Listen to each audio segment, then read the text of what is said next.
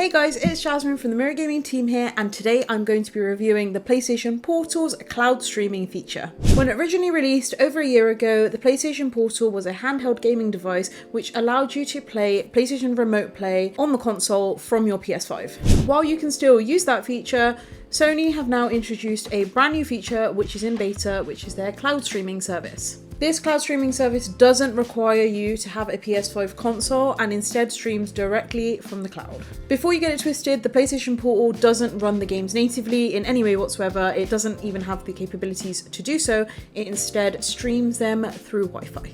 Very similar to PlayStation Remote Play, just without the need for your own console. So, clocking in at £199.99, yes, you heard that right, the PlayStation Portal is quite expensive. It cannot play games natively and doesn't have any 4G or 5G support, so it turns into a pretty fancy paperweight when you don't have a stable Wi-Fi connection.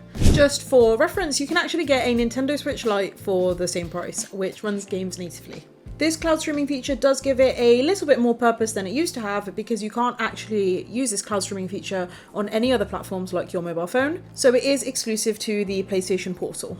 However, at the moment, in order to use the cloud streaming feature, it is locked behind a paywall because it's in beta. Or so I hope. Once it's out of beta, let's pray that it's free. So in order to use it, you need to be a PlayStation Plus Premium member, which comes in at a hefty £13.49 per month. While this does give you access to a range of other features, including a library of games, these games are not yours to keep, and I do feel let down that you cannot access this feature without being a subscriber. I've already spent £200 on the handheld, why do I not get the features included without a subscription? When first booting up your PlayStation Portal, you are now met with two options. The Remote Play option, which is the same as before, where you can just stream straight from your PS5 console, or the cloud streaming option. When selecting the cloud streaming option, you are presented with the PS Plus catalogue of games. There are plenty to choose from. I am quite impressed with the catalogue that's available to you, but of course at £13.49 per month, this is kind of what I was expecting. So you can then select a game to launch and be met with a very long loading screen. Of course, I understand why this loading screen takes ages. You are waiting for a lot of processes to happen here, all over Wi-Fi. It completely makes sense. However, that doesn't take away from the fact that it takes forever. Genuinely, there were some instances where I was waiting over 5 minutes for a connection to be made, even though I was sat right next to my Wi-Fi router. And I know this because the clock stays there in the corner of the screen while the connection is being made. My internet is very, very good. It's fast at 500 megabytes per second, and there's only me and one other person in my household, so no one is throttling our speeds. I get a fantastic connection on all the other devices in my house, both wired and wireless, and of course the PlayStation Portal uses a wireless Wi-Fi connection. But for some reason this device was just struggling sometimes, and when I moved too far away from my router, it just disconnected, even though this doesn't happen with other devices in my house. Despite my Wi-Fi router being one room over from my home office where I'm sat right now, the PlayStation Portal would just completely disconnect in here. Every other device I use in here works completely fine. So I don't think that's my internet connection, and it's super frustrating.